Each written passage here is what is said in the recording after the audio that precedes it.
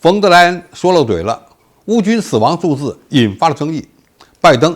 将面临大麻烦。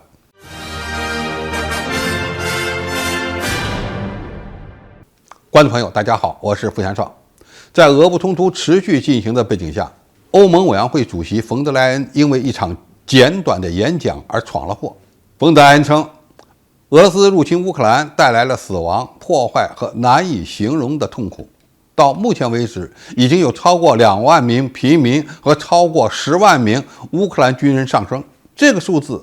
与美国参联会主席马克·米利在纽约所说的一致。米利当时说，多达4万名乌克兰平民和超过10万名俄罗斯士兵在战争中丧生或受伤，而乌军方面的损失也是这样的。俄罗斯方面则表示，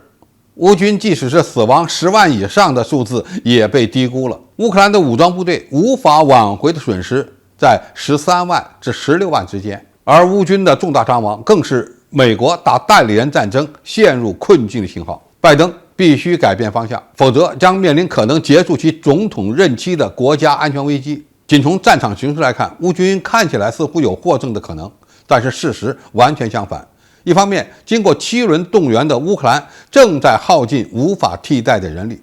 而另一方面，俄罗斯正在有计划地摧毁乌克兰的基础设施，上千万乌克兰人逃往国外。在俄罗斯方面，虽然战场上打得不好看，但是有几个意外却让西方不得不接受。一是俄罗斯的导弹似乎打不完，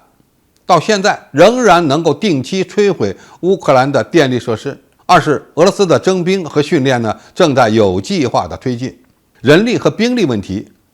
显得并不那么严重；三是俄罗斯使用的雇佣军的实力正在不断壮大。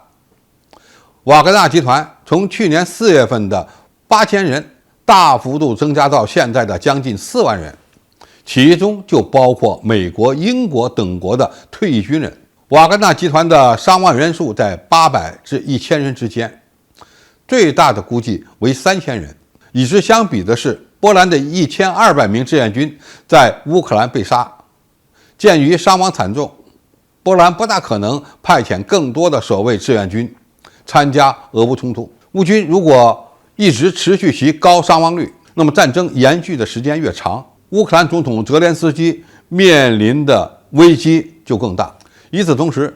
在西方对乌克兰的武器援助方面也遇到了困难，民主弹药库正在被耗干，美国对台军售全面推迟，对乌精确制导武器的供应中断，都能证明这一点。拜登希望在2024年再次竞选总统，并认为他能够以2020年的方式获胜。但如果他在乌克兰的豪赌面临失败，那么欧洲安全也将朝着另一个方向发展。美国媒体认为，拜登无法在失去欧洲之后的危机中还能够获得竞选成功，所以他有可能在乌克兰战争潜力耗尽之后，劝说泽连斯基走上谈判桌。我们要注意一点，就算俄乌双方都死亡10万人，